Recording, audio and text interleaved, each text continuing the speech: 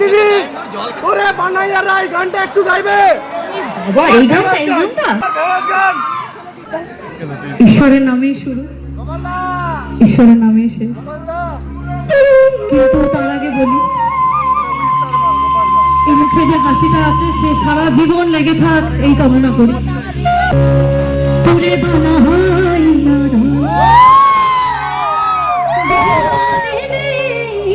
আমি হব কালাচার